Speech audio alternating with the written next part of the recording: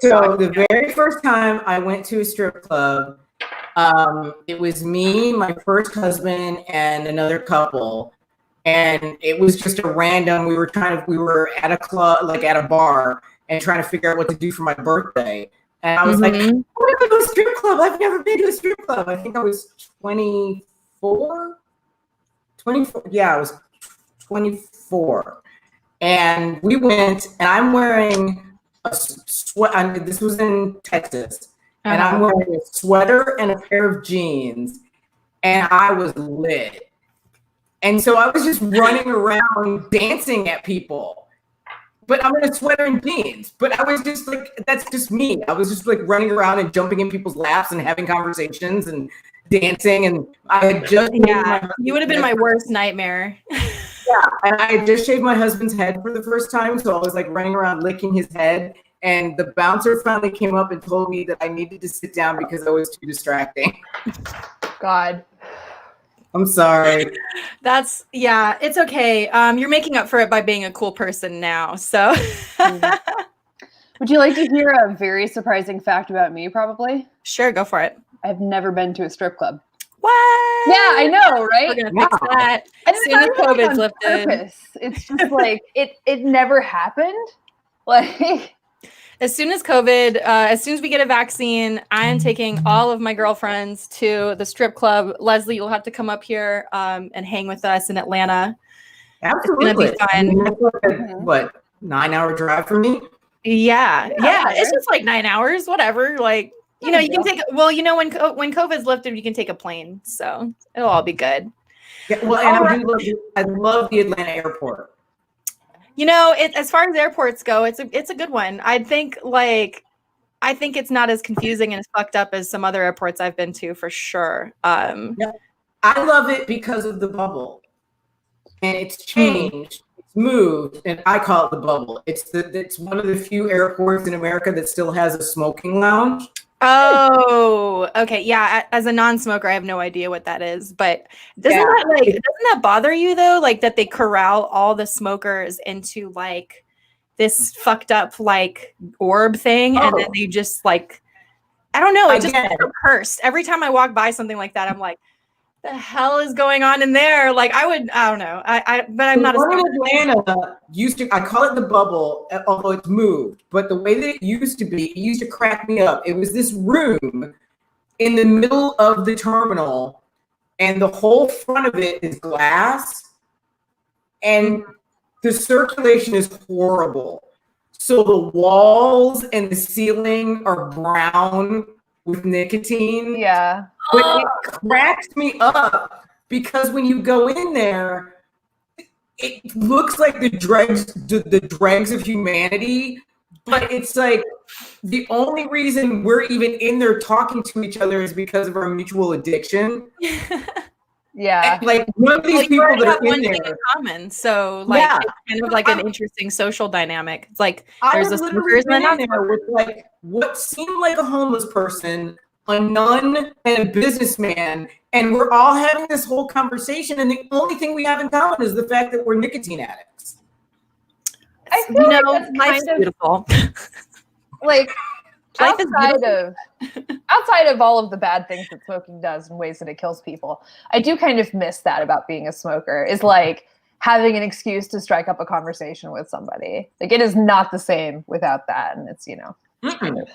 Or like just I don't know, because like when I was in my 20s, I would go to the bars, and my friends would be overwhelmingly smokers. So if I didn't want to be sitting at the table by myself, I'd go outside and I'd have like a cigarette with them, or I'd just stand around like a fucking dork. I guess I should introduce the show, right? And like what eventually.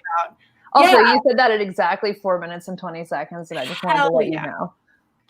Nice. That's the whole thought. My internal clock will not fail me. So have y'all heard the theme music that I came up with? No. Okay, I'm gonna play it for you. And I don't know how to do this through my freaking speaker because I'm a huge boomer, but let me just play it for you. I'm very proud of it.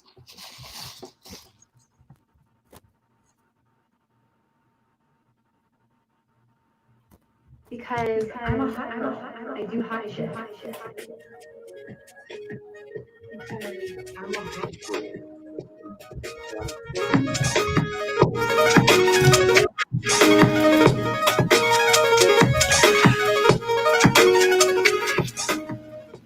Very cool, right? Nice. Very nice. It sounds way better in podcast format. Like when we're all just like sitting here like, this is cool intro. Doesn't work the same way, but it sounds really good on the podcast, which we'll be on as well. But yeah, welcome to the Hot Girl Agenda. If you're tuning in, you're like, what the hell are these hot broads talking about?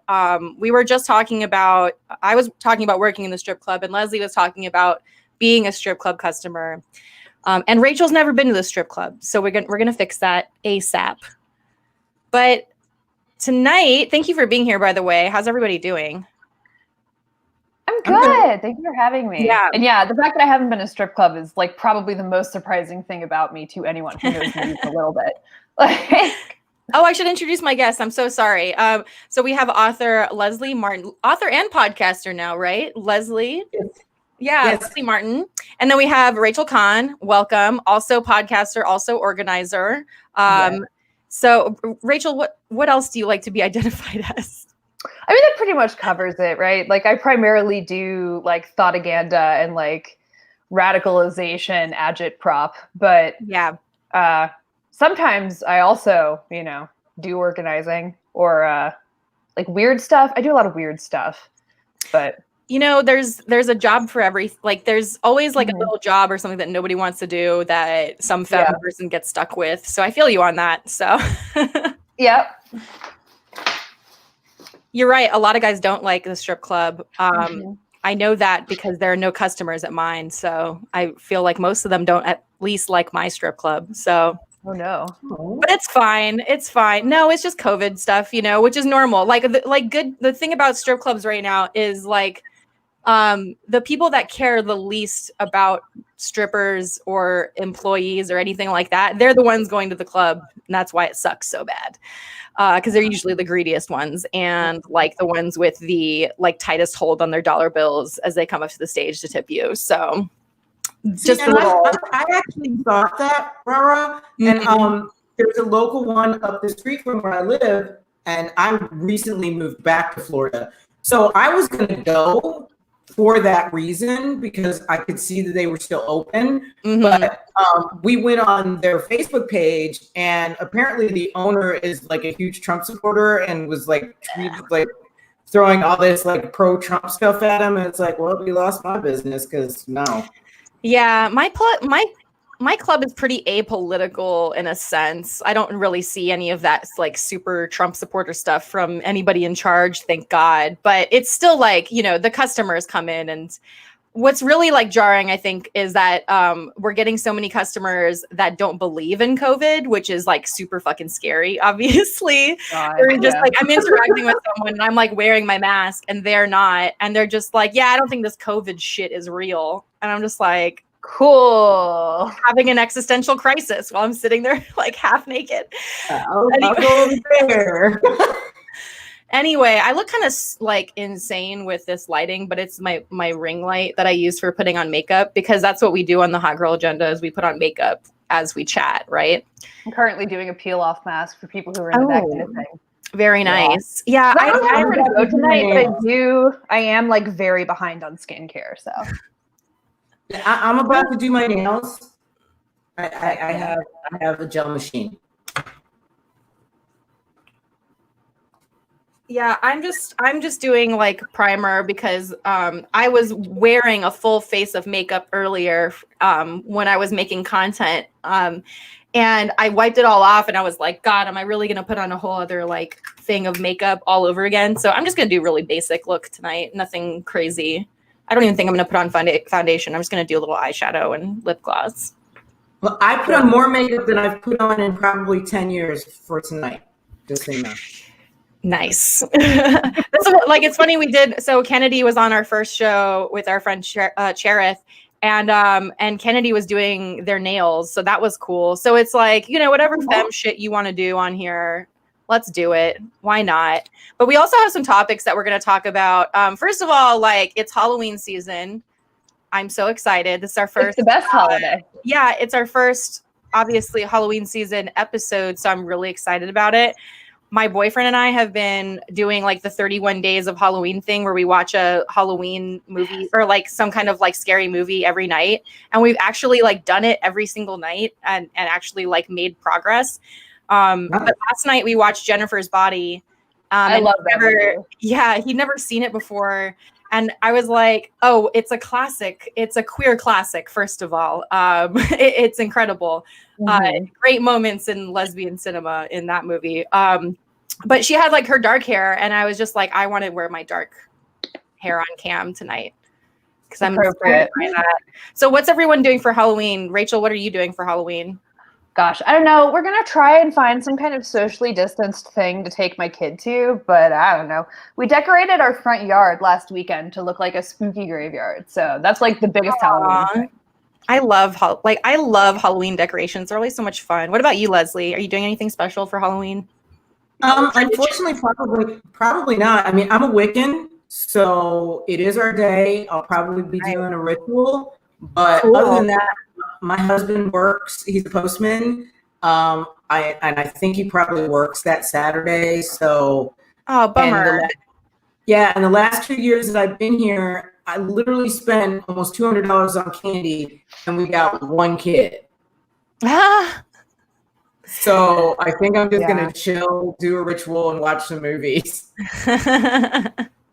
Yeah, like I was like, well, if we can't go out, if I can't be slutty in public in my cute-ass costume, I'm gonna decorate the whole apartment. I'm gonna just go all out. We're gonna like watch scary movies. I'm like so sad that I can't go out for Halloween because that is like the one time a year where I'm like super stoked to go out. Right. Like the one day of the year that I can be my authentically slutty self out in the world. Or just the whole month. Like, I don't know. I celebrate the whole month because I have so many costumes and stuff. I spent like $300 at Spirit when it first opened up in town. And I was like, I gotta like make use of all this shit somehow. So it's a good thing I like sell porn and shit because otherwise I would have just bought all that stuff for no reason. But otherwise, you would be me, and you would have a whole closet full of costumes for absolutely no fucking reason. No reason, Leslie. Really? No, I know. I've never. Okay, I'm going to tell you something that's really surprising about me, especially with all the like crazy stories that I have. I'm a huge prude. Really? Are you pretty? I've never role played. I've never like dressed up in anything other than lingerie, and the 3 times I've tried to do that, it went horribly badly. Oh no. So yeah, I don't do public nudity. I'm the girl like when you skinny dip, like when you see in a movie the girl that like sits on the side of the lake and watches everybody's clothes. That's me. Yeah, that's so cute though. No, I like fully get that because like I would have clocked you as a freak, but it's always like it's always the quiet ones though. It's the quiet ones that are the freakiest in bed, I think. I'm curious. How freaky do you think I am in bed? I don't think you're that freaky, honestly. But I also think that like more extroverted, loud people are like not as wild as people think in the bedroom, like in general. I am actually extremely freaky. Okay. And very submissive, though. That part's accurate. I invert in terms of power dynamics because, frankly, it's refreshing to like not be the one in charge for a change. I get that. That is a sensible. That's a sensible reason for sure. I mean, like so it's funny because like I'm a dominatrix and like people just assume when I tell them that people are like, oh my God, you must be like crazy. And I'm like, I am really just, I'm up for whatever, but I am not the one to initiate it ever. I'm always just like, we can do whatever, like whatever makes you happy, I'm cool with. Like, so I'm just like, my mind's open, but I mean, me personally, I don't have that many kinks. Like I don't have anything like really out there as far as kink. Yeah. See, I like to say I top from the bottom. Oh no. Oh, you're a toxic sub. I am. No, no. I'm not a sub. I just top from the bottom. Okay. I'm not a sub. I've been a dominatrix, as a matter of fact. but I top from the bottom. Okay, I feel you. I don't like that dynamic of what most people think of dominatrix or doms. I don't like that dynamic. Yeah. And so I keep getting asked to be that. So I figured out a way to do it that works for me. Because I honestly think I'm a sub. Yeah. Yeah. I get that. I've just been very upfront about it. Like, hey, no, I'm very, like, I would much rather you be in charge right now, you know? I think it's me, the whole big black scary, the big scary angry black woman. I just keep getting stuck with that. Oh, no. And that sucks. So I just learned that I can be that. Okay, great. But when it comes sexually, it's like, okay, that's not how I do it. That's not me. If that makes any sense. I get it. No, that makes perfect sense. Totally. Yeah. Oh, so I think we should talk about not to like derail, but it was funny. I was like, oh yeah, I had topics we wanted to talk about. But this conversation is very interesting. I do want to get back to that later if we can. But I guess we should update. Like, we're doing Trump Date 2020, and I just called it that because I thought it was cute. But like, yeah, I just want to talk about what's going on with the president right now. I know it's been beaten to death on all the podcasts and stuff, but we have to address it on here too. We got to stay relevant. We got to stay with the times. Of course. So. I guess he was like just power posting on steroids or something like that earlier. Did anyone catch like that wave of tweets that he was? Are you talking about the wave that tanked the stock market immediately? Yeah. What was it exactly? Do you know which tweet it was? Exactly? I don't know the words verbatim, right? But he said basically Nancy Pelosi's being uncooperative. I'm not doing shit for stimulus until after the election. And then the stock market tanked. Like, just went. But then he kept going. Yes. He kept going. And so he was tweeting conspiracy theories about Hillary, about Obama. Then he said, I'm willing to sign something right now, meaning about the COVID relief. And we're saying that we're not going to do anything until the election. Now I'm ready to sign. Why is Nancy taking so long? I mean, he was all over the place. He's in a fever dream right now. Yeah. What like? I'm sorry. That Nancy Pelosi tweet was so freaking funny though. Like, go back to the beauty, or was it wear a mask in the beauty parlor, Nancy? Right. It was just such a bitchy move. Like, I don't. Sometimes. Well, I mean. We expect nothing more, right? Like, yeah, but it's just so like unprecedented in like the history. I feel like it's definitely been like pettier in world history. We just didn't have Twitter for it. And like seeing this all blow up in real time and just watching like the leader of your country just shit post over and over again. It's like, I'm beyond the point of dread. I have transcended into just, I've like plateaued onto like a dimension that is unbothered by this shit because it's just like another day. It's like after a while you can't feel it. Like, all my nerve endings have died. I feel nothing anymore. Yeah. He actually just posted a 5-minute. What's that? You don't remember it all. Am I right? I mean, if you can't remember everything that's happened, honestly. Right. It's too much. So speaking of which, he actually about 30 minutes ago posted a 5-minute video. Do you want me to play it? Yeah, can you? I have no idea how to play it. Can. This is the advantage of working with other podcasters. Yes. Y'all ready? Let's do it. You recognize me. It's your favorite president. Let's see. And I'm standing in front of the White House, which is always an exciting place to be. I got back a day ago from Walter Reed Medical Center. I spent 4 days there and didn't have to. I could have stayed at the White House, but the doctor said, because you're president, let's do it. I said, fine. You tell me what to do, and I'm going to listen. These are great professionals.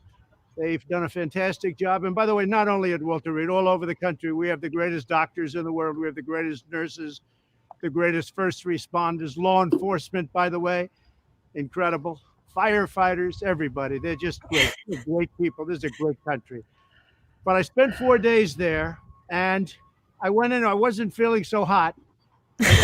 short period of time, they gave me Regeneron. It's called Regeneron, and other things too. But I think this was the key. But they gave me Regeneron, and it was like unbelievable. I felt good immediately. I felt as good 3 days ago as I do now. So I just want to say we have Regeneron. We have a very similar drug from Eli Lilly, and they're coming out, and we're trying to get them on an emergency basis. We've authorized it. I've authorized it. And if you're in the hospital and you're feeling really bad, I think we're going to work it so that you get them and you're going to get them free. And especially if you're a senior, we're going to get you in there quick. We have hundreds of thousands of doses that are just about ready. I have emergency use authorization all set, and we got to get it signed now. And you're going to get better. You're going to get better really fast. This is things that nobody even thought of a few months ago. The job that the scientists, the labs, everybody have done is incredible. Then in addition to that, you have various other drugs that help a lot. But these, I view these, I know they call them therapeutic, but to me, it wasn't therapeutic. It just made me better. What the fuck do you think therapeutic means, Donald? So I want to get these things done. So He doesn't know. we have to get them done. We have to get them approved. And I want to get them to the hospitals where people are feeling badly. That's much more important to me than the vaccine. But on the vaccines, we have many companies that are in final stages for the vaccines. Johnson & Johnson, Moderna, Pfizer, all great companies, but many of them. And we're going to have a great vaccine very, very shortly. I think we should have it before the election, but frankly, the politics gets involved, and that's okay. Oh my God! Play their games. No. It's going to be right after the election. But we did it. Nobody else. Nobody else would have been able to do it.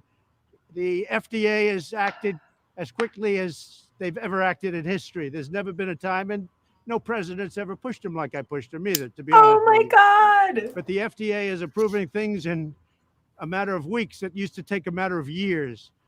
So we have these drugs, Eli Lilly and the others that are so good, but they are, in my opinion, remember this, they're going to say that they're therapeutic, and I guess they are therapeutic. Some people don't know how to define therapeutic. I view it different. For example, you. For me, I walked in, I didn't feel good. A short 24 hours later, I was feeling great. I wanted to get out of the hospital. Oh my God. And that's what I want for everybody. I want everybody to be given the same treatment as your president. Oh, because I feel great. I feel like perfect.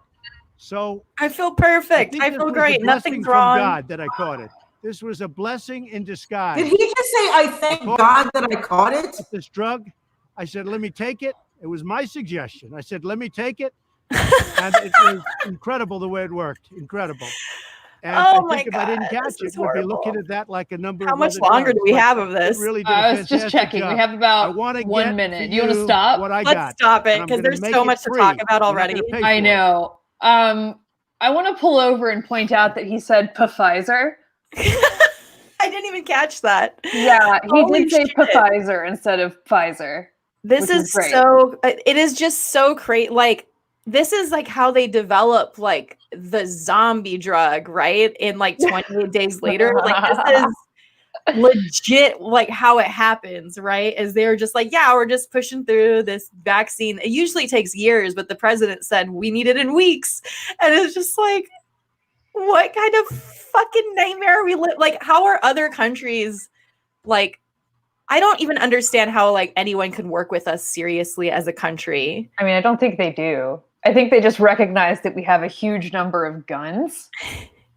And as a consequence, you know, are afraid of us and baby us and treat us like they take us seriously when they shouldn't and don't. Oh my God. It's so depressing how bad our country is sometimes. Yeah. But also just like when you look at that and when you're like, this is like the president of our country telling the doctors that they have to like speed through this experimental like medicine, and also it's going to be like insanely expensive for like realistically like none of us are going to be able to afford it. It's just going to be the rich people, even if it does work. I mean, honestly, I have not written off the possibility that Trump is going to go to the left of Biden and start talking about like literally free healthcare. Oh my God! Well, he already kind of did like lay the groundwork for that, and I don't know how he's going to be able to walk that back because that is like such a popular, like Medicare for all is so popular right now. There's no way he's not going to be able to like rein that narrative back in once it's out of the bag. Yeah. Because then when people tell him like not to do that shit, he's gonna like go against their wishes, right? Like I don't know, like he's so unpredictable that it's hard to say. But it's like this person said, how the fuck does anybody lie this easily and this hard? And it's just like, I don't know, like months of, like just being appeased, I guess, by everybody around them. Yeah. Leslie, would you take a Trump vaccine? We're going to call it no. Hell no, absolutely not. As a matter of fact, in all the stories on Facebook that I've seen, I've been posting the "Who we won't be fooled again." Black people have been used as experiments before. Oh my God, yeah, absolutely not. It makes you wonder how they're going to unleash this shit on everybody. Like, hey, y'all get this. What's Trump's geeky. Gross. I'm sorry. I'm sorry. Horrible. That's one of the reasons why the vaccine is delayed, is because they can't get any people of color to volunteer for the trials. Because we know the history of the U.S. Hell no. Native Americans, Black people, Hispanic, Latina, we're like, no, fuck you. You try it on yourselves first. And we'll see how many limbs extra you grow. And after all that, then maybe.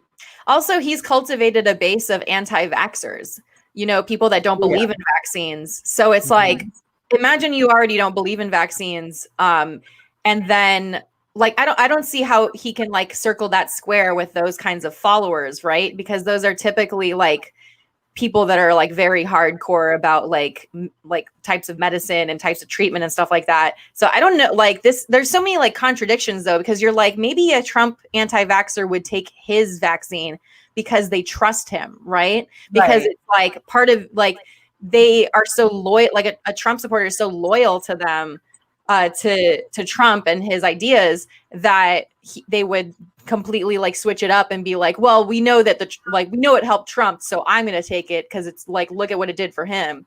So I don't know how that's going to play out, but that is like, I feel like that's a clip like we're going to look back on in like a year when we're all like sitting in caves together, like watching on our fucking like solar powered phones and be like, that was the moment, right? Like we should have probably burnt this shit down. What? Can I bring up, what the hell color was he? I don't know. He was orange. I don't think he was as orange as he normally was. Orange. Well, I don't know. Maybe he's a bit pallid. It's because the skin underneath is currently sallow, which means that there's a lot more green than usual, which made him actually look more beige than usual instead of orange. Yes. He looked like, remember, Rachel, when we talked about the woman who wanted to have the largest breast and then tried to make herself black? And there's a picture of her that before she gets, and I've been trying to pull it up and I can't figure out how to get to it to like put it on the screen. But she darkened herself, and in the process, before she got black, that's the color that she is. Oh, and it's bizarre. It's absolutely bizarre. It's just don't mess with your largest organ, just don't mess with it like that. It's so fucking weird that people do that shit. But I do want to ask, so like Rachel and Leslie, you both have had COVID. So Trump is on like what day?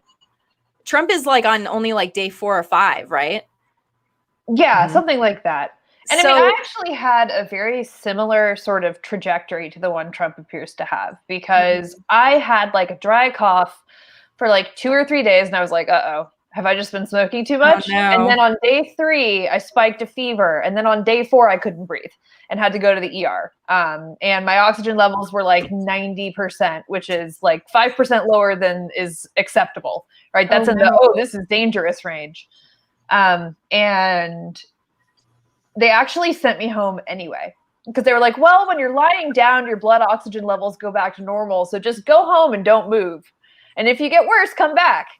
So, I mean, I was, not even admitted that day. So it seems to me plausible that Trump could be having kind of a similar thing, where he He actually is feeling better, or like at the very least he can breathe again, right? If it's Right. also like mine, he'll still be very sick for another 10 days or so, because I was like completely non-functioning for about 10, 11 days. I was gonna say, like, but he seems so committed to writing this out in public.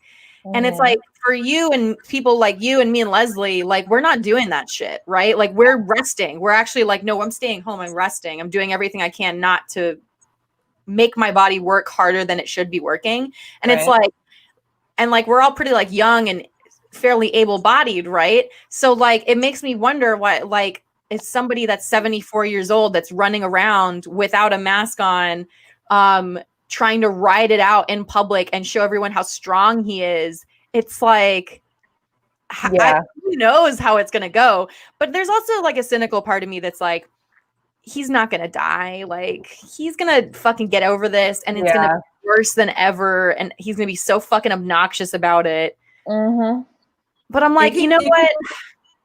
Sorry, go ahead. No, go ahead. I was just going to say, it could go one or two ways. I mean, because Herman Cain was feeling better, and then he died 2 days later. Right. Like, how much of that was like performative, I wonder, of just being like, I'm great. And it's like inside they're literally like, their insides are liquidating. There were a couple of days where I felt better in the middle. I was like, oh, am I getting better? And then I got sick again. So I do think that's like a real part of it. Yeah. It's a very roller coastery kind of disease. So like, mine didn't start with a cough. Mine started with nausea. So I didn't think I had it. And it was like, what is going on? So I was just nauseous and achy, like the flu, for a full day. Like, I could barely move. And the next day, so I called, the way that they had you do it here in Florida, they had to call the CDC, and then they pre-screened you over the phone. And if you could still breathe, they told you to go to your doctor and get a flu test. So that's what I did. I got a flu test in my car, and it was negative. But they literally looked at me. My eyes were like super pink, and they said, "You look really bad." And I said, "I feel really bad." And I felt really bad for 2 days. And they just said, "Go home, and as long as you can breathe to the point where like you're not scared that you're gonna die, then just stay home and treat it as if you have a cold or the flu." That's what we did. And there were days where I was fine for hours, and then I would crash. God, this is so I haven't had it yet, as far as I know, because I've been social distancing pretty hard, and I'm like really careful when I go out. But like, this is like terrifying, like, because it's just like, there is no team of doctors to like help us, you know, when we go down. Like, there's no team of doctors that like, there, you know, we have like friends and family to help take care of us, but it's like, we don't have a team of professionals around us to make sure we're okay. So it's like, it's wild to me that he does have a team of professionals, and they're probably all telling him to sit, like, lay down, rest. Right. Like, and he is just insisting on going about his schedule like nothing's wrong. And also, Melania is still in the hospital, isn't she? Nobody has said a damn thing about her. And like, she never went to the hospital. She never went to the hospital? No, I thought she was there with him. No, as far as what they've been reporting was that she was always at the White House. Now, the one thing I find weird is, where the hell is Barron?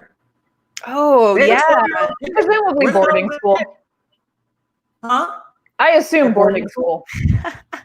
Well, no, because where's Barron 2020? No, but remember, Melania didn't go to the White House at first because she wanted Barron to finish school. So after the school year, supposedly, she and Barron moved to the White House. Where the hell is that kid? We haven't seen that kid in like a year. Barron Watch 2020. We're going to do it. I'm going to start an account, Barron Watch 2020. Got to figure out where that kid is, like, because what the fuck is going on? I mean, I don't know if he like shipped him off somewhere with Tiffany. Because, you know, Tiffany's in Nigeria, isn't she? Isn't she married to like a Nigerian businessman or some shit like that? Really? That's funny. Yeah, like she's married to like, I swear it's like a Nigerian dude. And like she just like never talks to her family or some shit like that because she's like nowhere to be found. But I don't know. What's that? Oh, wasn't she at the debate? I don't know. I watched 10 minutes of the debate and I turned it off. I will be watching the VP debates tonight, though. Are y'all watching the debates tonight? Yeah, absolutely. I think I'm gonna live tweet it. If y'all want to follow me at Island Goth, by the way, for our viewers, yeah. But sorry, I'm learning how to read comments and talk at the same time. It is not something that my brain wants to do, but I was just reading this. I mean, yeah. We don't, you know what? Actually, instead of Baron Watch 2020, we're gonna do put Baron in like protective custody 2020. Get his ass into the the FBI witness protection. Get his ass in witness protection. Get him far away. Let him live in like the burbs or something in like Iowa, and just like let that kid live, you know? Yeah. But yeah, so speaking of the VP debates, so we're gonna be watching tonight. I don't think I've ever in my life watched a VP debate. Maybe in 2016, but I don't remember who. Hillary had like what, Tim Kaine, right? And then then Trump had Mike Pence, but I don't remember watching that at all and like what happened with it. Well, and I think that there was just a less palpable sense that whoever's running for VP is going to ultimately be president, you know, in 2016. Because now it's like Biden's going to drop any minute. Like, I would be kind of surprised if Biden even makes it into office. Yeah. You know? I don't know. Trump also could drop dead any minute. Like, that whole one heartbeat away thing is feeling very close. You know? He did originally say that whoever he's going to bring on as vice president needs to be ready to be on deck right away because he's old. He said that. I just don't know if Kamala Harris can inspire confidence in like she just doesn't seem to be a figure that is very unifying or inspirational at all, except to her like hardcore, like the K-Hive. Yeah. And if anyone's that's watching has any experience with the K-Hive, and if you're on Twitter, you know exactly what I'm talking about. They are known for like doxing people and like mass reporting accounts that don't agree with them and mass reporting leftists and shit like that. Truly an awful crowd. And these are also the same people that like called Bernie supporters Bernie bros and toxic and all this shit. But they seem to have no problem with their own toxicity. And just like harassing people on a mass scale and trying to vote shame people and shit like that. So it's a nightmare for, I don't know. Like, what do y'all think about Kamala Harris's like ability to like get any new voters? Because I doubt that she has the capacity to do that. So I think a lot of Kamala's voters would have voted for the Democratic candidate anyway. One thing I will say about her, though, to her credit, is she's actually very good at debating. She is very, very effective on a stage. And I think that's going to really play to her advantage. Mm-hmm. I think this is one of those cases, actually, where she might do a good enough job to win some people over tonight. Now, obviously, you know, I think her politics are fucking despicable. And I think that, you know, she herself is kind of an amoral vampire who will do whatever it takes to become president. But I do think in terms of like charisma and wit and, you know, sort of overall cleverness on a stage, she's extremely effective. I mean, she had that burn. She had that burn back in the primaries. Back in the primaries when she was like the whole segregation bus scandal thing. To Biden, who, you know, she's now his VP. Yeah, I mean, she apologized the very next day. She like apologized for it or some shit, or she was like raising money on the whole like I was that little girl. I think that was like her slogan for a little while. They had the shirt ahead of time. That girl was me. That girl was me. Yeah.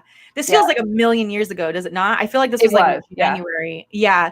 But she had that like that little girl was me, and they fundraised off of it the very next day after those debates. And then something like a week later, she was just like, she like went back on what she said.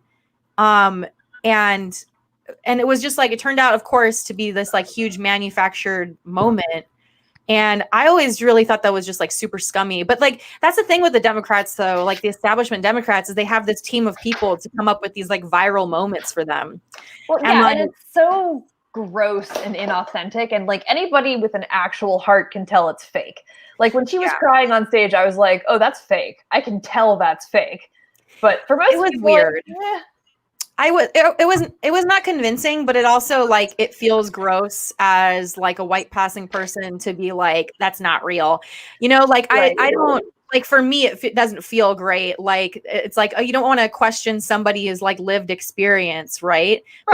But we've seen this like time and time again with politicians where they just yank on your heart. And like, yeah, Leslie, go ahead, please. I want to hear your thoughts. I'm an old Black woman. I will call her shit out on that. Okay. Shut up.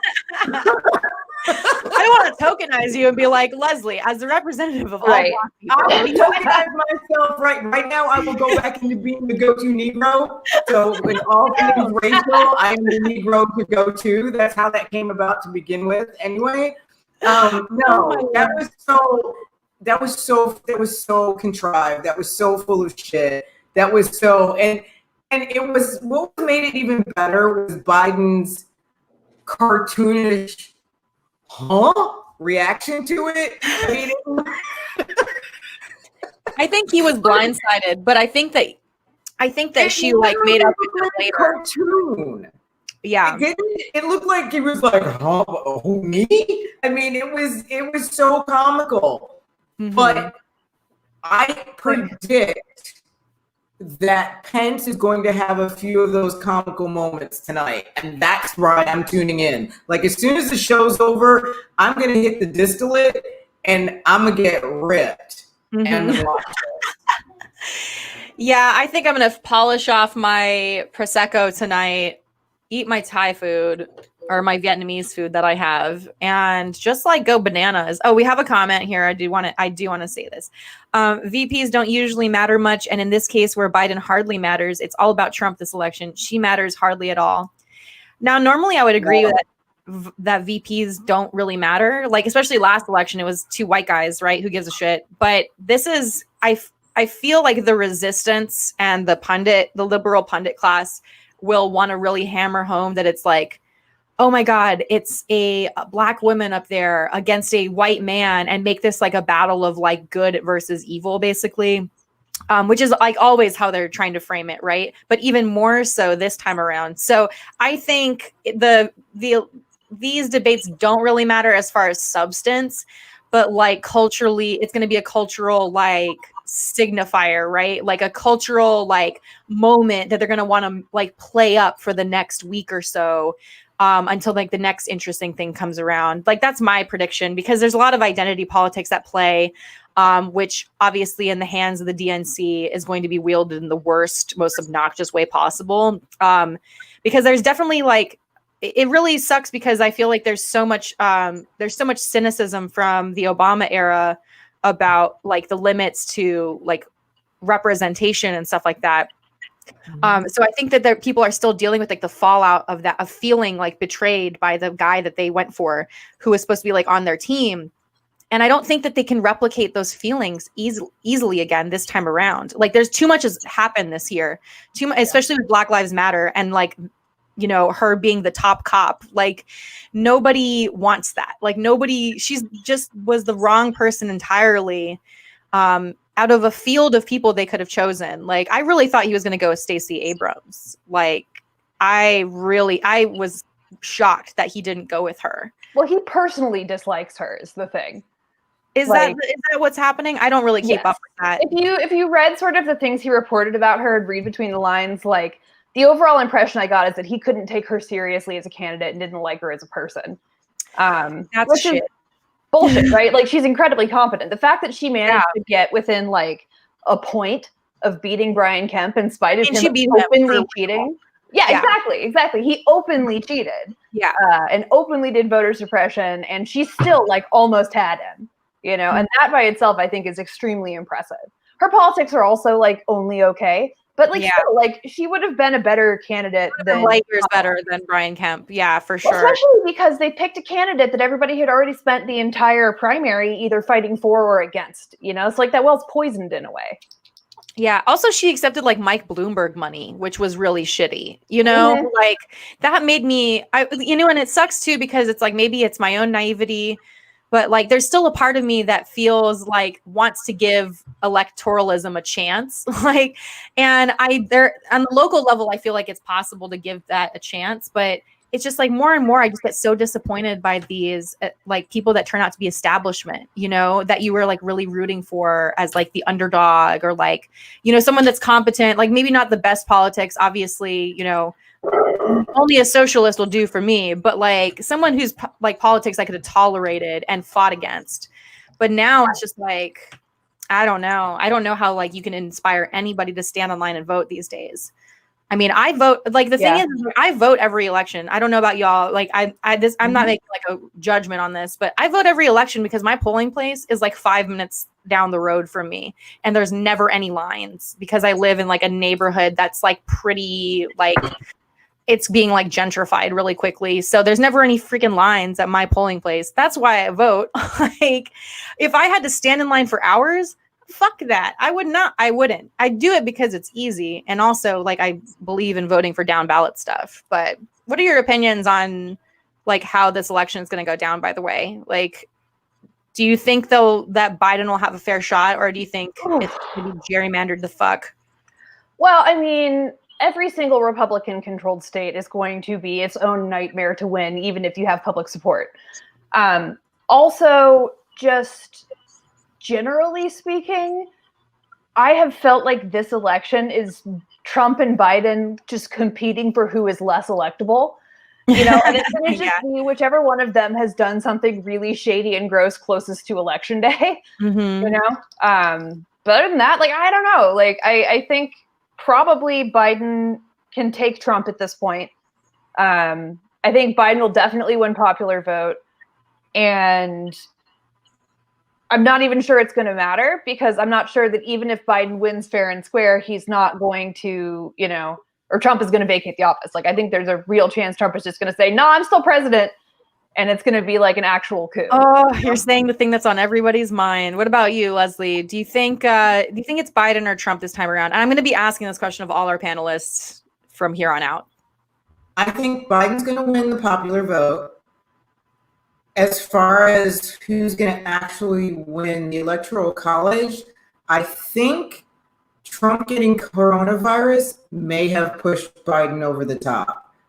I wasn't real sure until then, until he tested positive. Now I think Biden's got it. Whether or not he's going to fight to stay in the White House, I honestly think that he's kind of just pushing people's buttons. I think he really doesn't want to be president anymore. There's a strong possibility of that. I just wanted to address this really quick. Gerrymandering isn't an issue for presidential election. You're right. I meant voter suppression, not gerrymandering. Gerrymandering has a very specific function, not in a presidential election. You're right. But do you know the story about Trump and Sharknado? What? No, I haven't heard this. Okay. Just before Trump announced he was going to run, Sharknado 2 was getting ready to be filmed. He wanted to play the president in Sharknado 2. They gave it to Mark Cuban, who was also talking about running for president. I think the only reason Trump ran for president is because they turned him down to play president in Sharknado. What? Where are you reading this? I need to be linked to this shit. I need to know. This was a story that came out like right after he announced that he was running in 2015. Huh. And he was pissed because he wanted to play, like he campaigned to play the president in Sharknado 2, and they gave it to Mark Cuban. And I think he got pissed and he went, screw it, and actually ran for president and didn't think he was going to win, and then did. And now I think he's like, oh shit, And I honestly think he possibly may be doing shit to try to lose because he hates it. He doesn't get to do everything like he used to do as a private citizen. He got to screw people, and the screw wasn't like when he was president. Yeah, I think he's lost interest in it. I think that's why he's getting like more and more volatile, honestly, is because he's just so sick of not being able to get what he wants, like at the drop of a hat. There's so much resistance to it. And it's like, what kind of, like this year especially is just so insane, because it's like, not only does he like, you know, you can tell his heart's not really in it anymore, but especially because of this COVID stuff, like you can tell he just doesn't give a fuck anymore. Like he's just like, oh, I have to deal with this like global catastrophe. Like why can't everyone just do it? I say. And it's just like, you're just seeing more and more just like the petulance come out, because he's really not, I think, very invested in winning. Like, I think when he says stuff like, oh, the election's going to be rigged, da, da, da, da, I think he's saying that stuff in character. I don't think he actually wants to take over power if he loses. I think what's going to happen is he's signaling to his base. Like, I think he's inadvertently signaling to his base that they have to facilitate this defense of democracy, right? I don't think he's invested in that idea at all. No, I think when he first ran. What's that? Think about it. When he first ran, he was running and saying, if I lose, it's rigged. I don't think he really wanted to win. I think what he wanted to do was lose and then be able to say for the rest of time, I ran for president and I got screwed. And he was going to ride that for the rest of his life. Well, he became president and he was like, shit, okay, now what? So now I think he's president. He doesn't want to be president anymore, but he can't admit that. There's no way he would ever admit that. There's no way, I mean, he could step down. He doesn't have to run again, but there's no way he's ever going to do that. So I think he's literally trying to tank his candidacy so that he can then for the rest of time say, look, I got screwed by the Dems. Yeah.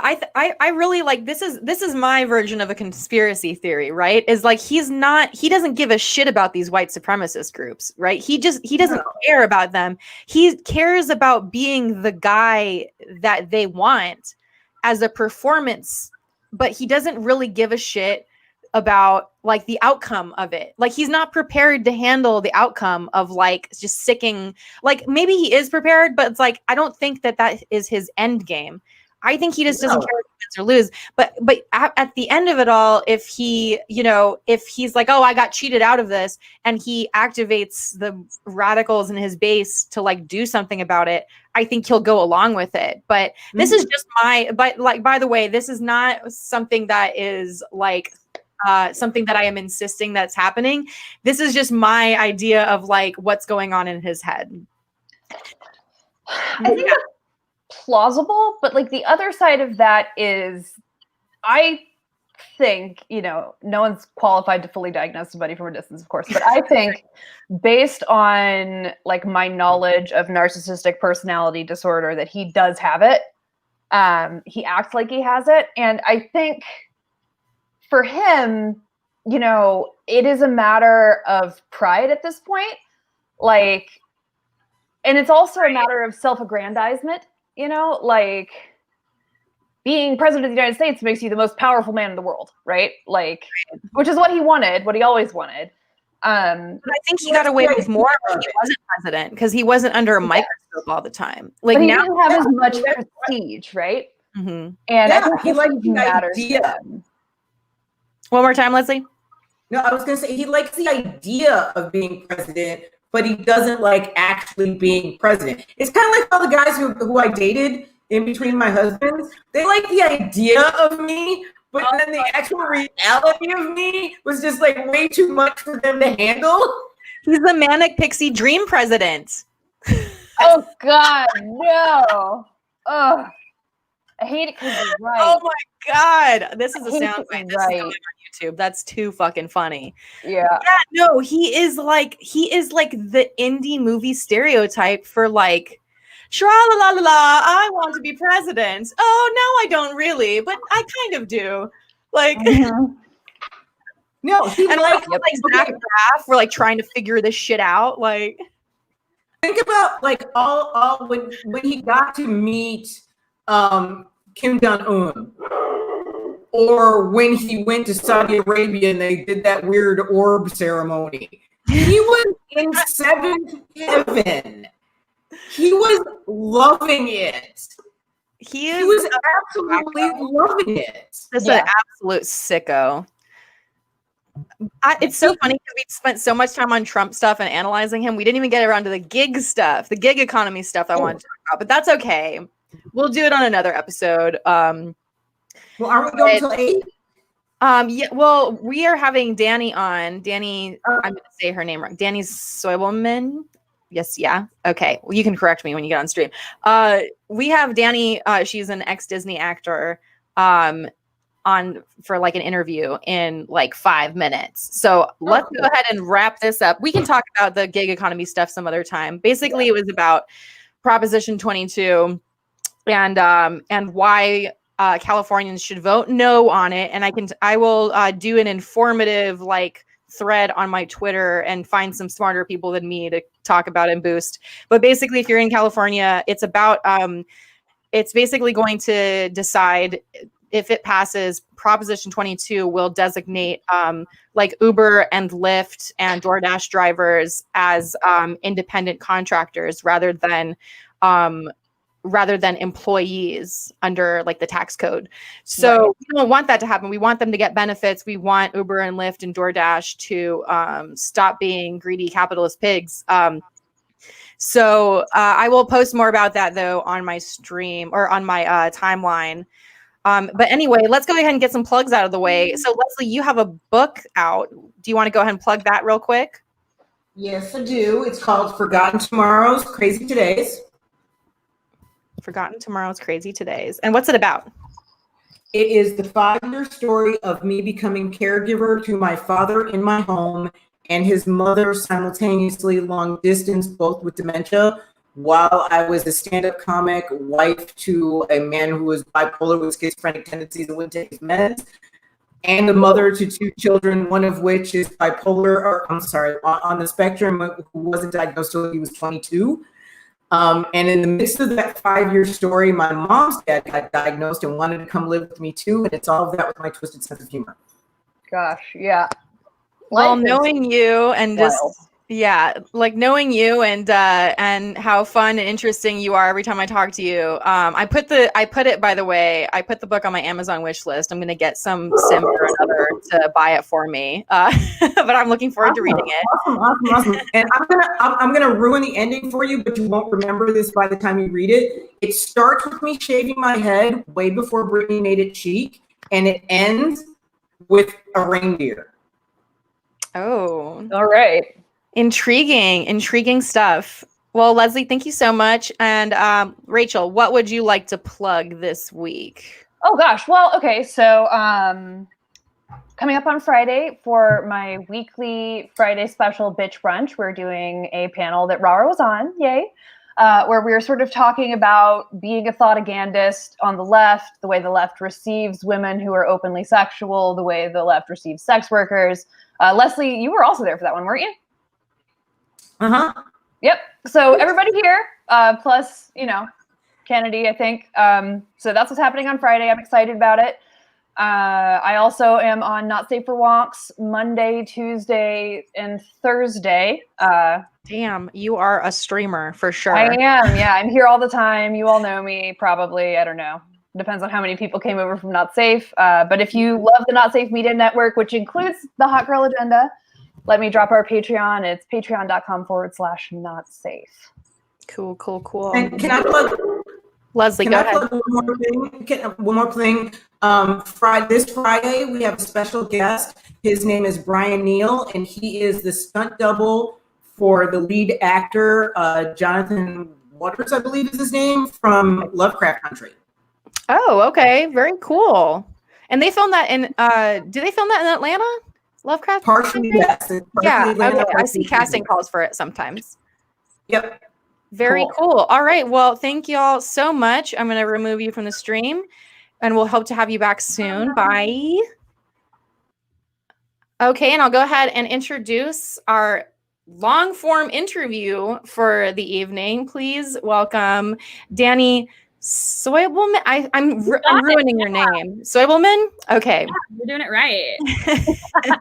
And where are you? Because it's still sunny out, and now I feel really bad. Well, I guess it's sunny over here too. I just have my windows covered. But I'm just getting the vitamin D while I can. I'm in Colorado. Oh, Colorado. Okay, cool. And so for those of you, I mean, for all 9 of you watching on, I think Twitch or something, we're streaming on like 7 different platforms right now, so I have no idea what our viewership is like. But maybe you if you are a Zoomer, I don't know why Zoomers would be watching my show, but if you are a Zoomer, you might recognize Danny from such Disney classics as Dog with a Blog. And I'm sorry, I only know that one because that was the one I like started watching episodes of to research. That's horrible. Why would you do that to yourself? I don't know. I was just really stoned, I guess. And I was like, I'll fucking watch this shit. Honestly, why not? Good for you. I'm glad somebody's still watching it. It was cute. It was something I would definitely watch if I was not like 17 years old at the time that it came out. So I was already grown. So what else have you been on besides Dog with a Blog? That was like the big thing. Are You Smarter Than a Fifth Grader was a fun one for a while. I think my favorite job I've worked outside, like in the industry, was national tour of Shrek the Musical. There's nothing like getting green face paint on every other day. Whoa, yeah. That is so cool. But I have I was like that. Yeah. Wait, so on Are You Smarter Than a Fifth Grader, you were like one of the panelists? Yeah, I was one of the little 5th graders. Oh, that is so freaking cute. So was anyone smarter than you? Plenty. Yeah. Yeah. It was fun though. Got to meet a lot of weird people. Obviously Jeff Foxworthy, Joan Rivers. That was a fun one. Harlem Globetrotters. So it was cool. I definitely think that invigorated my love of school and probably is part of the reason I'm an academic now. Right. When you were like a kid or were you were in high school or anything, did you ever watch those like public broadcast like competition shows between like high schoolers and stuff? Do you know what I'm talking about? Where they would have like quiz like they would have like the mathletes or whatever, and they like sometimes they had it on like public broadcasting where they'd have like different schools challenge each other to like trivia contests or something. And I used to really like those, but I always used to be really jealous because it was always like filmed somewhere in the States and I was not on the mainland. Like, so I was always like, I want to be on one of these mathletes shows, even though I was not good at math. But speaking of schooling, so as a Disney, like I don't want to like just shuffle you down into like a Disney kid, but it is yeah. Like what how did you get into acting? The short story is I was like 6 or 7 years old and the community theater near where I lived was doing a production of Peter Pan and flying sounded really dope. So I just wanted to audition for a role that would allow me to do the flying thing. And I realized I really loved musical theater. And I was fortunate enough to live in Los Angeles and have really supportive folks. So that's kind of how I got into it and got out of it just as quickly. So I acted for about a decade. And then when I was 16, just kind of decided it wasn't for me anymore. So how long were you with Disney? Were you like contracted with Disney? I was with them for 2 years. So the second and third season of the show.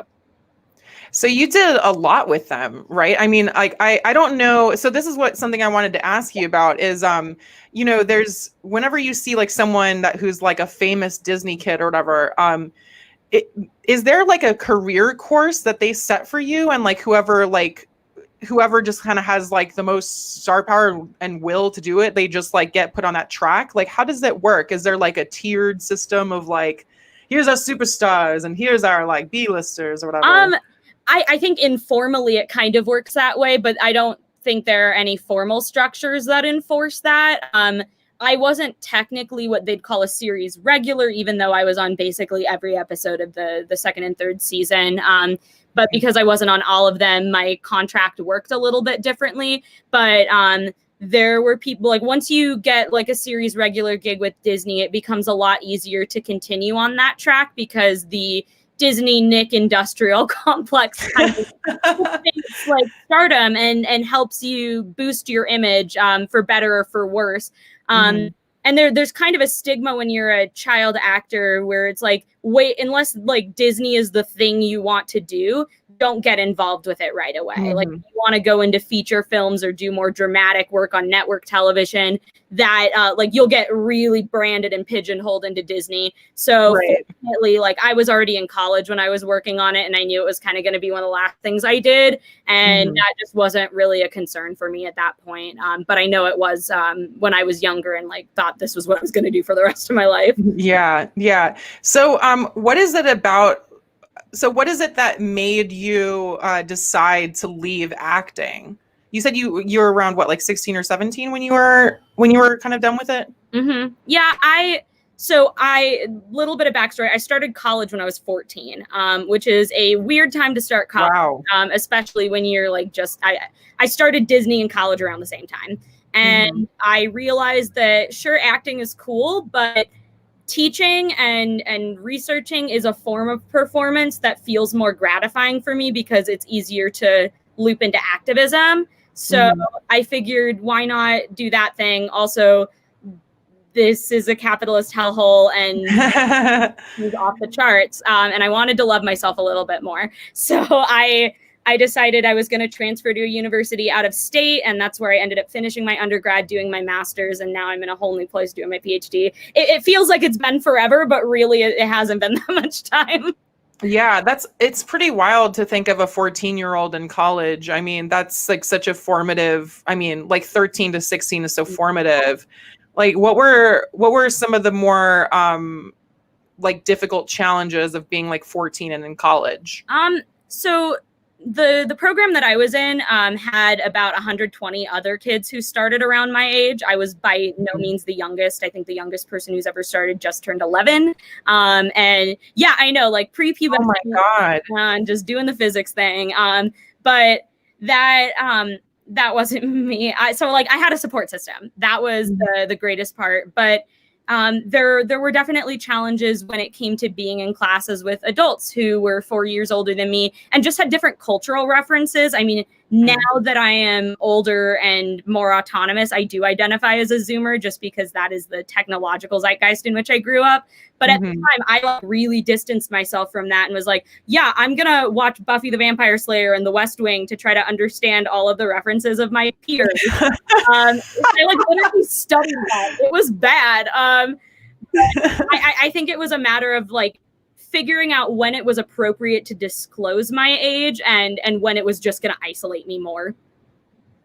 Right. Yeah. I mean, I don't know, if I feel like if I'm looking at a 14-year-old, I'm like, that's a fucking 14-year-old. Like that's a child, right? Like, but also I'm slightly older, so maybe that's why.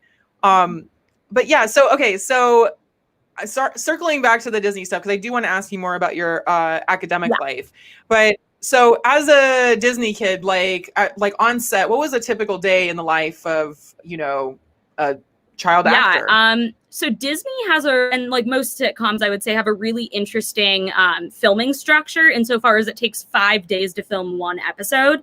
The first 3 days are reading and editing the script, getting your costumes fitted, blocking it. It's very much like a really quick run through a theater production because you're on a sound stage. Everything is just like super fake, which adds to the magic of it all. But every day you basically get a new script that's a different color to say like, hi, this is the third day. You have new lines now. And then you get new ones for each day of filming. But it would only film for 2 days, rehearse for 3. And we were on set for basically as long as we could be as child actors. That said, when you have to abide by child labor laws, you have to do at least 3 hours of set schooling every day.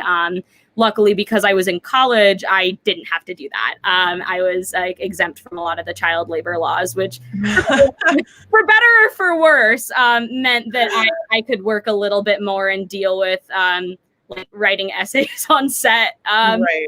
But yeah, no, they were long days, but the food was good. The food is always good on set. I was gonna say there's some studios and there's some productions where like they'll work, because I've done work as like an extra before, and there's some like sets where like you'll hear from other like actors around town. You're like, yeah, don't work on MacGyver. That they will just give you crackers and like juice all day, and like they won't give you a real meal. And then it's like other times it's like, oh, you're working on this show? Oh, they have the freaking like, what is it called? Craft. They have the best craft table. Yes. And like you got to be friends with the craft people, because I think they are such undervalued members of any production team, but like they are the most important people. They are the backbone of that production. And if you are on their bad side, they will fuck you up. Yeah. Like, so one of my first jobs ever in Atlanta was I was an extra on the Jumanji set, the remake with Rock. Yeah, the remake with The Rock and Jack Black and Kevin Hart and whatever. And it was like 6 days of filming, and we had like 3 full meals every single day because we were on set for like 12 to 16 hours a day. So they had to like legally feed us 3 meals. But I just remember I was like, thank God I'm on one of the better sets, because I've heard nightmares of them only giving you like crackers and juice and coffee for like 16-hour days. And you basically just had to like bring your own food or whatever. So I've always like, and as a person who likes to stuff their face on a good craft table, you know, had to ask, right? So when you were acting, like, who was your favorite person you ever worked with? That's such a good question. Honestly, I loved working with Rob Lowe. We did an episode of Californication together forever ago, but he was just super sweet backstage. And I was like 10 or 11, and he just told riddles and was like, do you want to hear a joke? And was just like the sweetest dude. And that I just, for some reason, I remember that very vividly. I think he was one of the nicer people I've worked with. Yeah. That's an unexpected one. Yeah. Rob Lowe. I mean, I've heard he's a nice guy too. He seems pretty cool. Yeah. So so I don't know if you'll want to answer this, but who was your least favorite person, or what was your like least favorite experience? Donald motherfucking Trump was the worst. No, really? Like, I think it was 2009. There was like this thing on the Jay Leno Tonight Show where it was called JMZ, kind of like a fake TMZ sort of thing. And the whole bit was that he didn't have time to get his car out of valet, so he was just going to pay this woman off to take her car. And she was like, let me get my kids out of the back. And he was like, no, I'm just going to buy them too. So I was one of the kids in the back, and he like paid me $12,000 in this skit to not express human emotions like fear. And just like, at the time, you know, I'm 9, it's 2009. It's just like, you know, he's inconspicuous in terms of politics at that point. And my political brain didn't work because I was basically a fetus. But I do remember him making some sort of weird, like, low-key sexist joke about, like, women in education and how, like, if I want to be a good, learned woman, I have to go to his daughter's bougie private school. Oh, my God. Anyone touch his hair, and, like, all of the hairstylists on the show would just, like, rip on how bad his plugs were. That's an easy one. Yeah, no, it's low-hanging fruit. Yeah. That's so crazy. Okay, so this inadvertently became the Trump episode for some reason. I did not want to fixate on it, but we talked about Trump the entire first hour. Oh, and wow. Okay. Yeah. So it's just weird though. Like, okay, wait, this was a show that you were on together, or a movie? This was the Jay Leno show. Yeah. The Jay Leno show. Okay. So it's not just like some random role where he's just had to do this. Okay. Because like he seems to be someone who's like everyone's met. I feel like everyone like has a story about running into him for some reason, because he's like everywhere in Hollywood. For someone who like says they hate Hollywood and they're, you know, talks about like the Hollywood liberals and stuff like that. He seems to be like everywhere. I mean, like it was very clear that he enjoyed the attention. And obviously, like, we filmed at an undisclosed location because nobody could know where Donald Trump was. But I mean, he schmoozed with everyone on set except for the hair people. And I think that, like, everything that he does is so performative, and it is just so clear to me, especially seeing how like certain people from the entertainment industry go into politics because they're just such damn good performers. I mean, although that facade is slipping a little bit, thank God. It shows that people enjoy the attention and the neoliberal capitalist power more than anything. Yeah. And it's so funny that we're like in this now because, you know, it's just like funny to me when I meet younger like leftists or like people that were like once in the industry and now they're like leftists. So how would you describe, if you're okay with this, how would you describe your politics?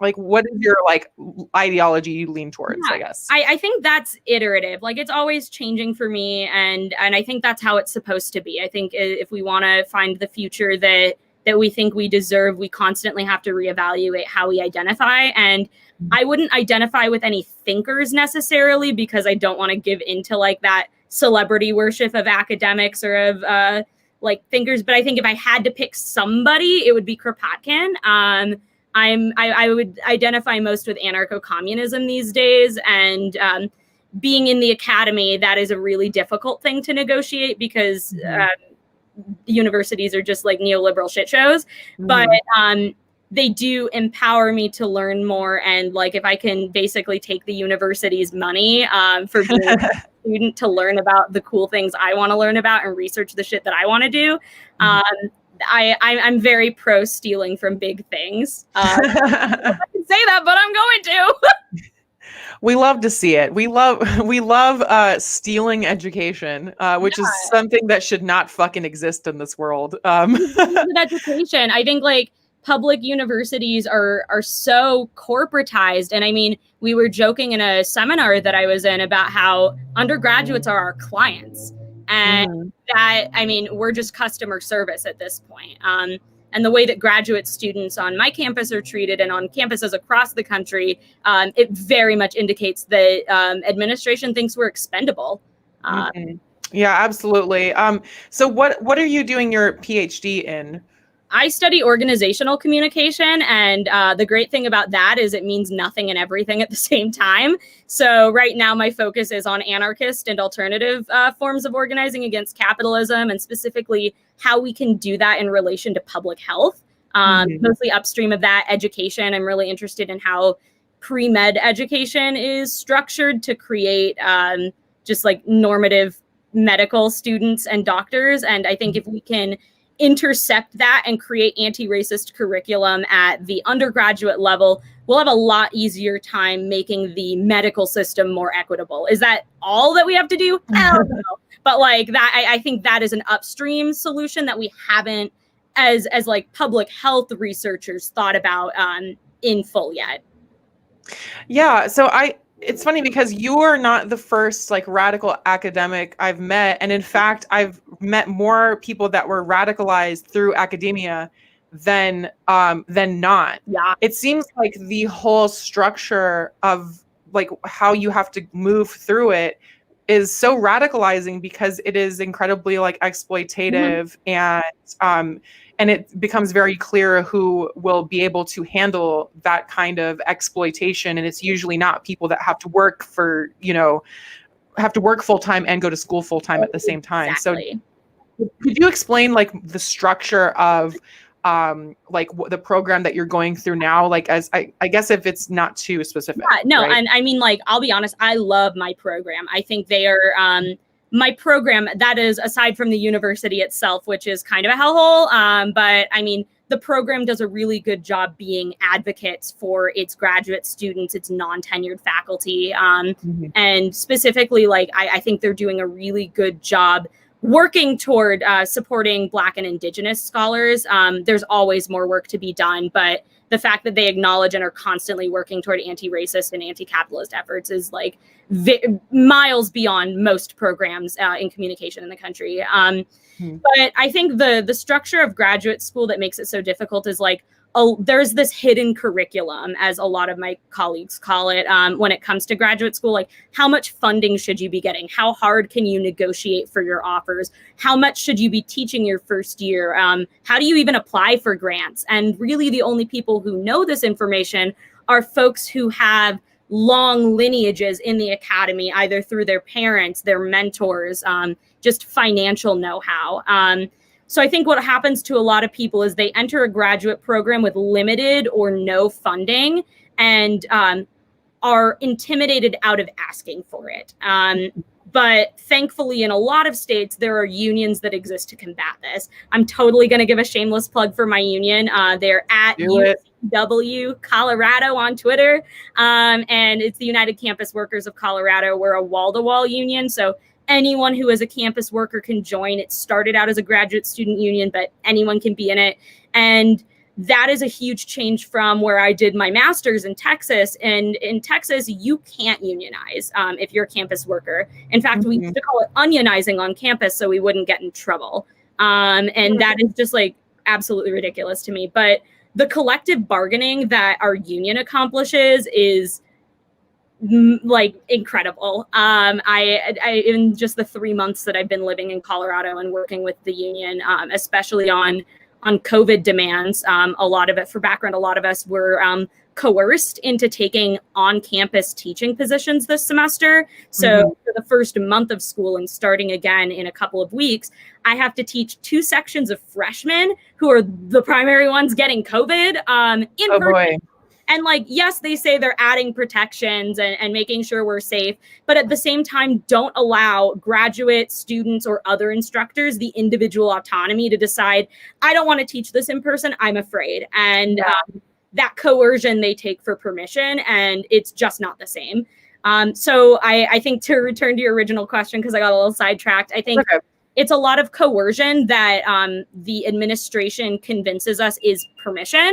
And not a whole lot of transparency on how much we should be getting paid, and kind of this culture of silence surrounding the ways in which we can better support and advocate for ourselves, because they just don't want us to.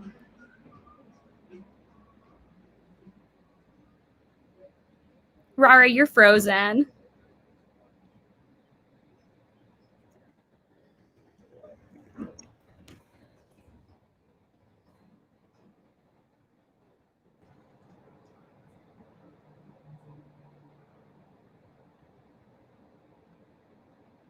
I hope everyone can still see me and hear me.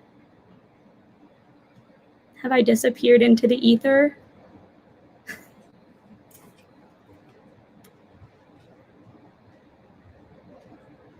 Oh no. Well, I guess it's just me here. Hi, everyone. This is not my stream, but I'm happy to entertain questions and sit here for a little while until Rara gets back. Trying to think of any other stories people might be interested in hearing about the Disney Channel or about being an academic. Got some comments. I can see you and hear you. Thank you, Cloud. I am so glad to hear that. Rara says their whole internet went out. Which is really unfortunate. So I can just keep talking until that happens. Happy to talk a little bit about the research I do and about Proposition 22. I know we really didn't get to it, but because we were on the topic of unionization, I'm just going to keep rolling with that. As a native Californian, I am opposed to Proposition 22. That would make Uber and Lyft and all of the other rideshare employees independent contractors. And I think the biggest reason I oppose that is because of the limits that it poses on unionization. While independent contractors are allowed to unionize, there are restrictions because they don't have certain collective bargaining powers and privileges that people who are under the same corporate umbrella do. So in the case of independent contractors for Uber and Lyft, while unionization is possible, it is just far more difficult and insurmountable, and something that is already difficult, even if you have all of the systems in place. This just makes it worse. And it's clearly a way that corporations are trying to disempower their workers. Prop 22 does not impact me directly. I live in Colorado now, but it impacts a lot of people that I love, because California is my home. And while I swear I'll never move back to Los Angeles because it's a smoggy hellhole, people I love live there. And I wouldn't want them to be disempowered by corporations that are trying to take advantage of them. That is something I don't know, Cloud, how polls are looking regarding Prop 22, but I can look into it really quickly. And if you are in California, be super informed about this stuff. It's really important. And I hope you're all registering to vote, even if you're just like, fuck the presidential election.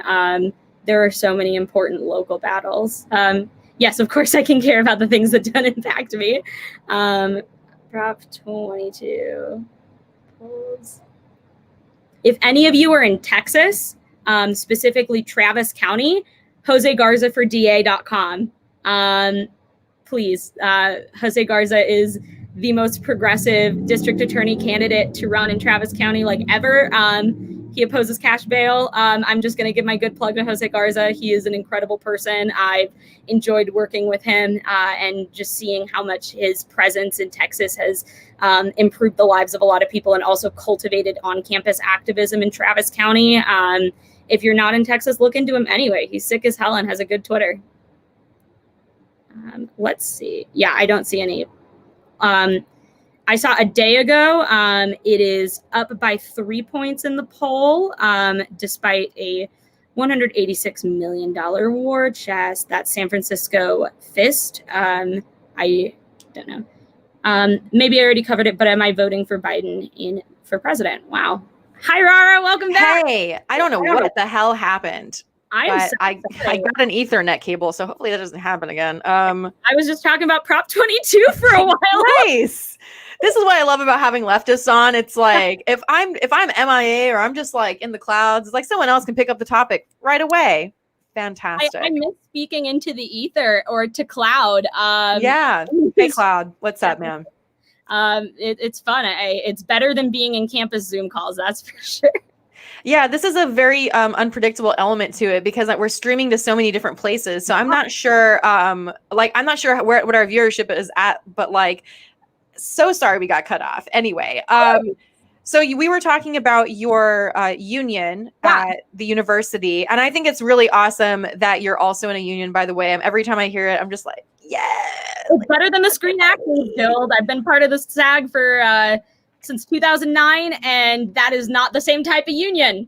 I was gonna say I never got around to applying, but I was like close to being like approved. Like basically, like I almost had enough credits. I actually might have enough credits now to apply, but I'm like, when am I gonna am I really should I apply for a union in an industry where I get like 1 gig a year because I don't really work on it that much? I don't know. Union. I mean, I no shade to SAG except all shade to SAG after. I mean, the only really big perks that I noticed, there are some protections for child actors. I could go off for days about child labor laws and how I'm super privileged, blah, blah, blah. But child labor laws everywhere else are dog shit.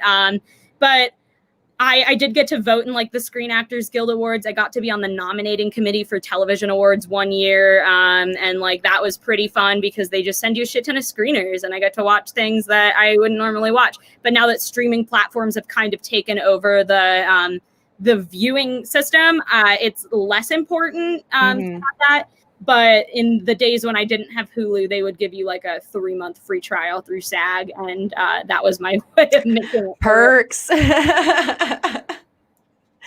It's like, thanks for, I don't know how much you pay into the union either. That's another thing. I was like, I don't know if I want to like save up and pay for this thing, like just to say that yeah. And it's like, I don't know. It feels like a union like that should be much more accessible in a way, like monetarily, but it's like, I get it. It's like a humongous entertainers union. And what happens, because Cloud brought this up in the chat, is there are a lot of productions that are SAG only, and that's just to like keep things kind of exclusive. But at the same time, it creates this massive dichotomy between union productions where you're treated pretty okay. Yeah, maybe sometimes you saltines for lunch. But like on non-union projects, your hours just get like abused. And I'm not saying that about all non-union projects. I've worked on plenty and they've been great.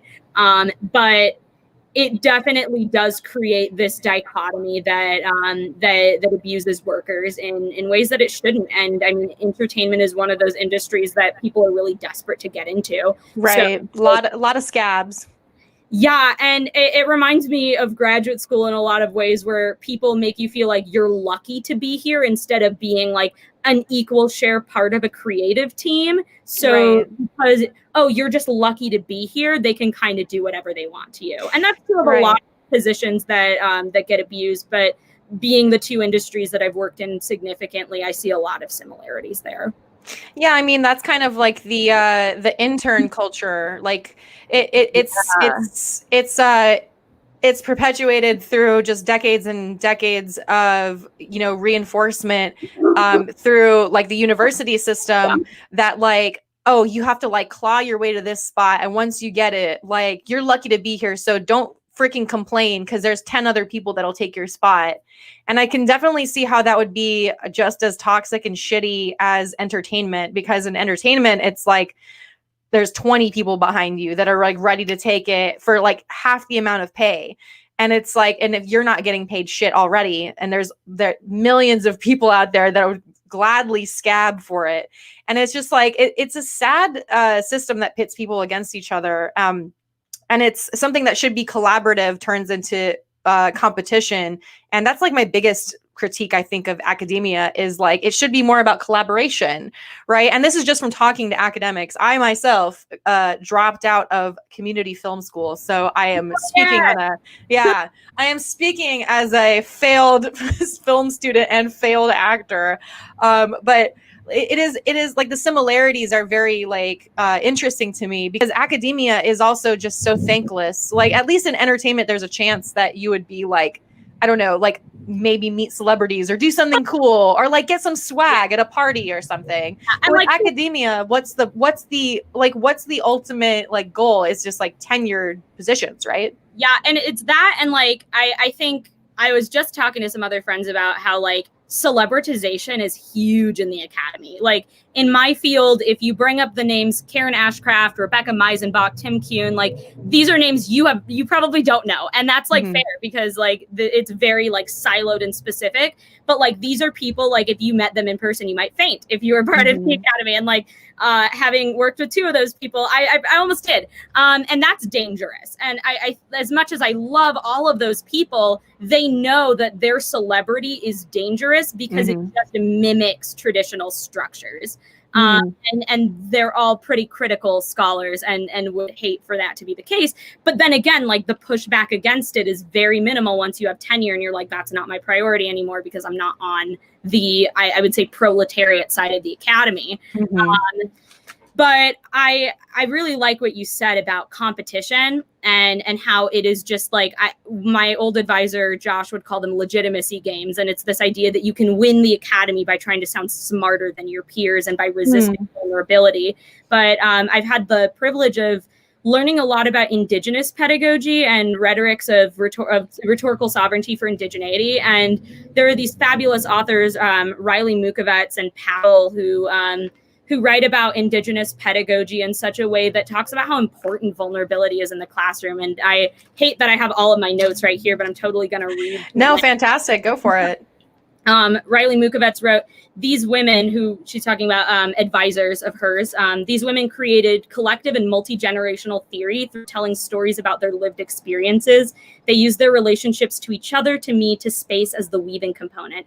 This idea of relationships, relationality, is given me a new way of identifying and expressing what felt intangible, inexpressible, embodied. And yet it's something I have known how to do all along. And like that really resonates with me because I think there is this like hesitation to share in the academy and to relate your own lived experiences to the things that you're reading. But increasingly, even if Trump's going to be like, we're going to ban critical race theory, whatever, like we're still talking about our lived experiences. And like for marginalized individuals, it is so much harder to detach your experiences from the things that you're reading and studying. So there's this like objectivity is there's privilege and objectivity, right? Exactly. Yeah. And I think to talk about vulnerability, not just in sharing and the catharsis that comes with it, but also the vulnerability in listening to other perspectives is something the academy loses a lot of the time. And to finally engage with scholarship that's like, no, you should be doing that, is so contrary to everything that I learned in undergraduate and in a lot of my masters. And even if it took till the first year of my PhD program to get there, I'm really glad I did.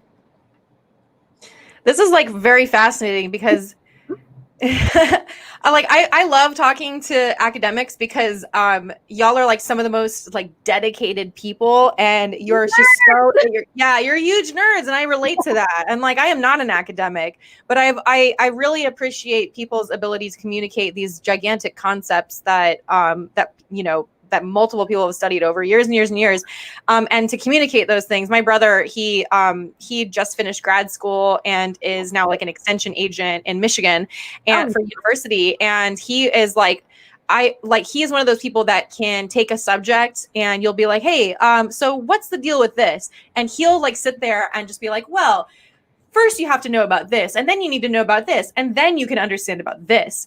And that's not an easy thing to do. Like, even if you understand that stuff yourself, like even if you understand the subject matter yourself, communicating that to somebody else for their benefit is a concept that, or is a thing that teachers have to like cultivate.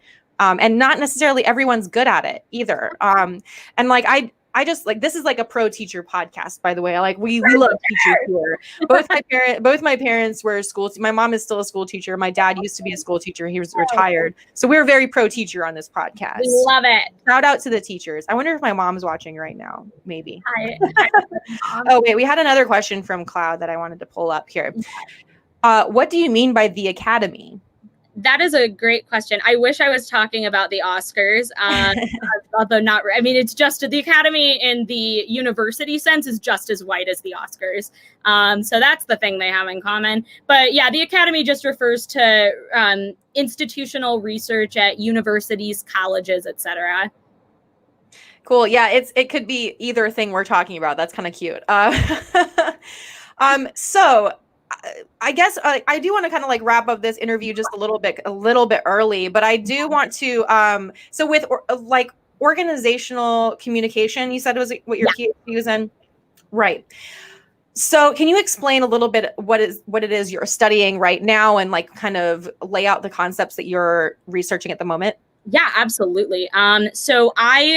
So organizational communication generally refers to the ways that collectives make decisions. I think that's like the best way to boil it down. Whether you're studying like a healthcare agency, a government institution, a classroom, a group of podcasters. I would love to do something on the NSF Wong's network. That'd be fun. Yeah.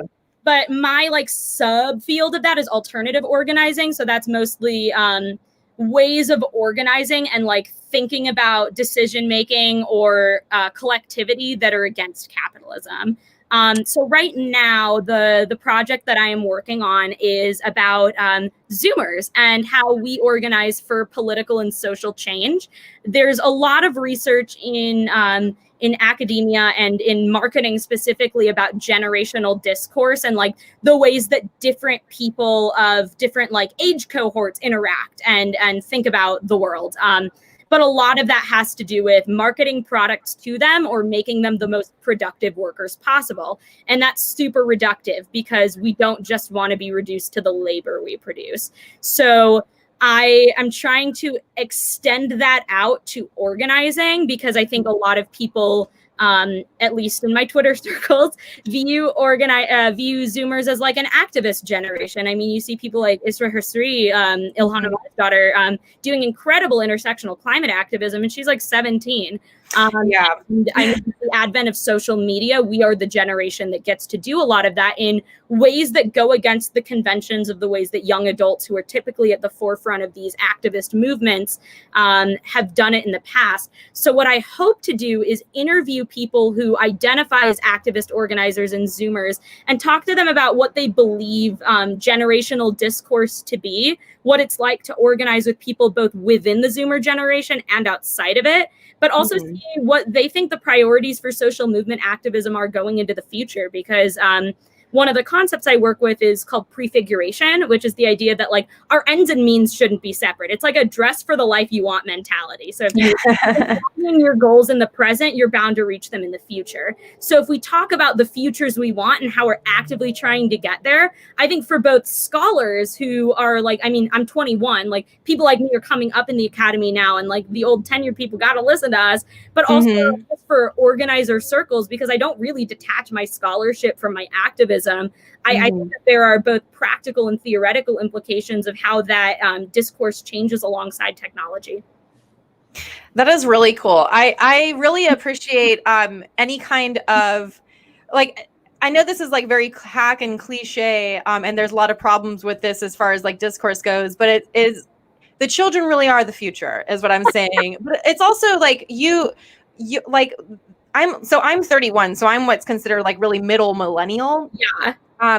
And it is always interesting to me to see younger organizers like utilizing technology the way they do, utilizing their social networks in a way that is not simply to like sell a product and I think that is kind of like what is happening like these days, is the divide between the people that are sincerely using these methods for like social good, and the divide of like people who are using these methods for self-gain and like selfish gains.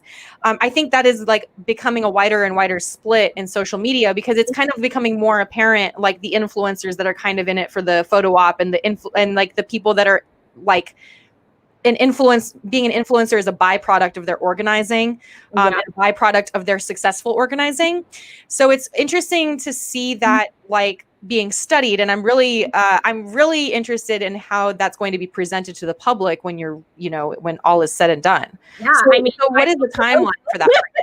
Sorry. Oh no, I was just saying I hope it goes well. Yeah. I was gonna say, what is the timeline for you being like done with your research? Like, when will you start to kind of I was gonna say you're 21 now, so you've been working on this since you were how long have you been doing your PhD? This is my first year of my PhD, actually. Oh, okay, wow. Yeah, first semester, weird time to start. But ideally, it'll only take 4 years, but realistically, probably 5. And we'll see where it goes from there. I also joke with my advisor all the time that like, you ask me again in a week what I study, it'll be different. But I think now that I've like submitted the approvals for this, and I have like I've started writing it, I mean, I kind of have to commit to it now. Right. And it's a living thing, right? So your research is always going to be changing, and so has this ever happened to anyone that that where like something they were studying and got approval for their thesis like suddenly like disappeared, and it's like they couldn't study it anymore? Okay, because that's like a nightmare. Like when I think about that for my friends in academia, I'm like, it would be a nightmare if your subject was just like suddenly gone. What is the likelihood that you will be able to like continue? I mean, like how do I put this? Where do you see yourself? I'm going to do the 5-year plan question. Where do you see yourself in 5 years? You think you're done, or like, will you be teaching? I don't know. I should know the answer to that, and I should have something like elevator pitch prepared, but I think ideally I'd like to end up in an advisory capacity to transfer and first generation students at universities. I think there are lots of great resources that community colleges have for preparing you for the transition. But once you get to a 4-year, if that is your plan, the 4-year doesn't really support you. And 4 years, as a transfer student, I can say 4 years honestly don't give a shit about transfers. That is like their main population of students. So I would love to be in an advisory capacity where I could just like guide people through that and use my lived experience to better other people's transitions. But again, that could change. That's something I want to advise, though. I think that is where my skills are best used. And hopefully it'll pay well enough to where I can just like mutual aid the shit out of whatever organization I can do and just redistribute. Nice. Very cool. So I'm going to ask you a couple more questions about Disney, and then we can wrap it up. Because this academic track that we're on right now is far more interesting, in my opinion. But I did have like one last question I wanted to ask. Ask away. Okay. How do you think Selena Gomez still keeps getting gigs? Or wait, I'm sorry if you're a Selena Gomez stan out there. I am not. I simply don't know. I'm not a Selena Gomez, like, I'm not anti Selena Gomez. I'm like very uninformed on Selena Gomez culture. Right, which is why I'm asking, because it seems like there's like hardcore stans, which I never meet, and then people who are like, Selena Gomez still works. And I'm like right in the middle where I'm like, I'm not a fan of hers, but I see her everywhere. But also, why am I seeing Selena Gomez everywhere? She's not a very particularly good actress. Yeah. Anyway, that was my last dumb question about Disney.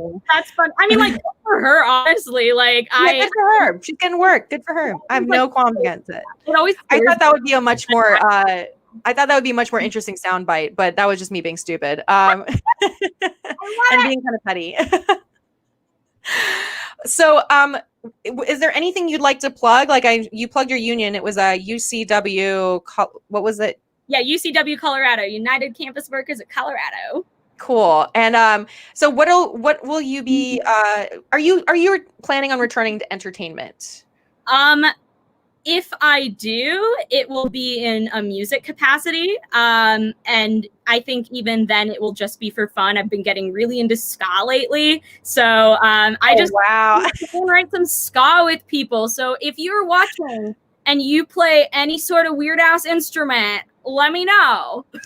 You're going to have so many guys in your DMs from this. Like, you're going to really regret that because you're a cute girl who wants to do ska. Like, everyone's going to be in your DMs like, do you want to come over and play Come On Eileen with me? Like, well, let me just say, you can do that all you want. I'm gay as fuck, but like, that won't stop them, in my opinion. I've tried that tack. Like, yeah, I have a boyfriend and I'm not really into guys other than that. Yeah. And they're just like, no, we love you, queen. And it's like, all right. I will take the simp army. If it works for live posting, it'll work for me. There you go. Yeah, perfect.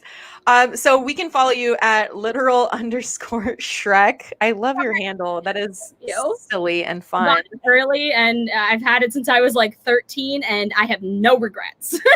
No regrets. All right. Thank you so much.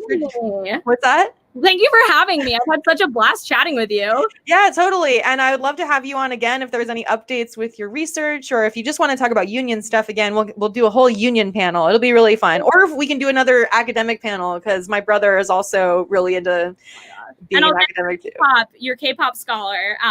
Yes, we are doing a K-pop episode. That is happening. I was like half joking about it, but I was like, no, I freaking love K-pop. Oh my god! And like the research around it is like chef's kiss.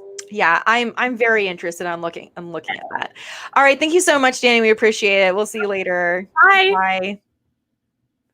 Okay, so that is volume 3 of Hot Girl Agenda. We are ending a little bit early tonight. Again, this 6 to 8 time is very tentative. It is based on basically how much I want to say, how much my guests want to say. We're just like flowing with the conversation and everything. Bye, Cloud. See you later. Thank you for joining us. And we didn't get to address some of these questions about Prop 22. We're going to do an entire episode about it. I think we're going to do it next week because we didn't get around to talking about it this first time around. But I will have answers to your questions, and hopefully a super, super, super informed panel that can answer your questions and shed some light on the situation, because there are many sides to this. There's the yes, there's the no, there's pros and cons. We're going to go through all of it, try to be objective, but this is a leftist podcast and stream. So we are going to, in the end, always go for what's going to benefit the workers the most. And what that means, we'll find out. So thank y'all so much for tuning in. And we will be back here at the same time, 6 to 8. Next Wednesday, and we will have some really, really awesome guests. We are going to be talking to Kat B from Dark ATL. Dark ATL is Defund Atlanta PD, Refund Communities. It's our local Defund the Police campaign that is going on through Metro Atlanta DSA, of which I am a member. And we will be we'll be talking about that. We might be talking a little bit more about defund stuff, depending on which guests I can get. I'm still getting used to rustling up guests and doing the whole rigmarole of emailing all this stuff, but we have some fun stuff planned. And I want to upgrade my rig so I can actually do a gaming stream as well, because I do actually play video games and I would like to play them on stream, but my setup is very, it's kind of sad right now. I mean, I have a great laptop and I have great equipment, but I need faster, harder, better, stronger. So thank y'all so much, and we will see you next week. Oh, if you have any questions for me, or if you just want to shout out the pod or the stream, go ahead and follow me at Island Goth. Let me know what you thought about the episode. Don't send me a DM unless you have a cool guest you want me to interview. Don't send me a DM, or unless you are a local organizer in Atlanta and you want to talk shop. But anyway, thank you guys for tuning in. I really appreciate it. We'll be here next week, and I'm going to go eat dinner and watch these VP debates. So I'll be live tweeting that. Come hang with me on Twitter. Let's examine this nightmare together and make our way through it. All right, peace. Later.